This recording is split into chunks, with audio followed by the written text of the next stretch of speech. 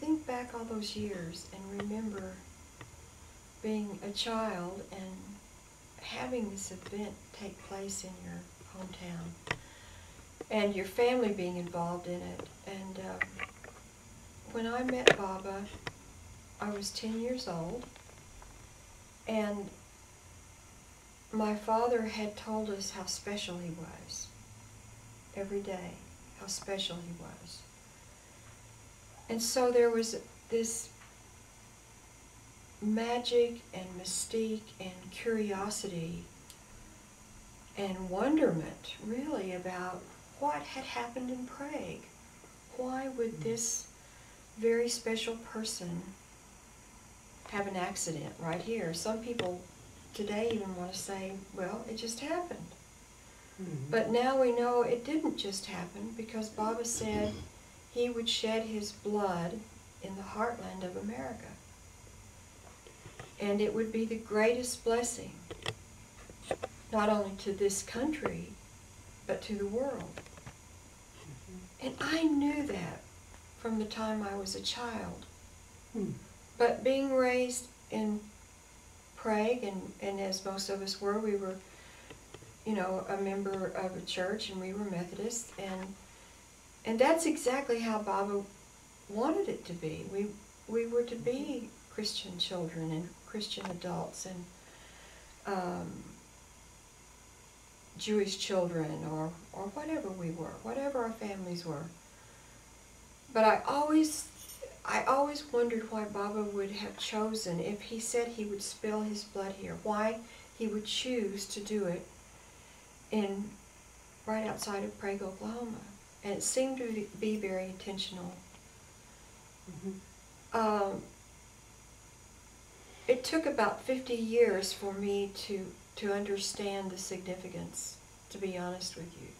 Life takes over, and things like this get put on the back burner until something wakes you up again and says, wait a minute, something powerful happened here. Mm-hmm. And Meher Baba has just revealed himself to me in so many different ways, and so many different unimaginable things that have happened just to me. Mm-hmm. But Prague is such a special place. It was when I was a child, and I feel that it's still a special place. And it's so incredibly blessed. And the people are so blessed to live here. And I know that you've lived here several years, and you came here specifically to be a guardian of the accident site. You are the angel of the accident site. And you are. You make an effort. You put the flowers out there every Sunday, and you go there. And you know, Lynn, it took me probably until this trip to really understand why you were so dedicated to doing that. Oh. And something was said about the energy that Baba put into the earth by shedding his blood there. And it was a fresh cup. It was like pouring out an immense amount of divine love. Mm-hmm. Mm-hmm. And from that spot, and from this little town where he stayed, there is this energy that emanates, that is loving, it is kind, it is accepting. Mm-hmm. And I just wonder if you have felt those qualities, or what have you felt since you've lived here? Well, one of the things I've been impressed with is that there is so much sincere prayer, so much sincere life quality here. And people really do yearn for the Christ. They really yearn to be understanding of who God is. Mm-hmm. And I think it's because of all these little churches scattered around in this, the circumference of this area, and the Catholic shrine with the devotion to the infant Jesus, which is the innocence of the Christ. I think that's one of the compelling things that was present here and had been present from the beginning. Of course, this is also Native American country. And the fact that Prague is here is because it's, I think the Native Americans perhaps had to give up some of their land. So we're surrounded by the Sac and Fox Reservation, and the Potawatomi and the Cherokees over here, and Right, we're in the middle the of it. presence of the Native Americans, I think, is very important, because they had and have a very genuine spirituality. And I think too, Baba, I didn't realize this, but Meher Baba and all of his company that came with him really traveled the Trail of Tears of the Cherokee from the Carolinas all the way to Prague, Oklahoma, where this accident happened.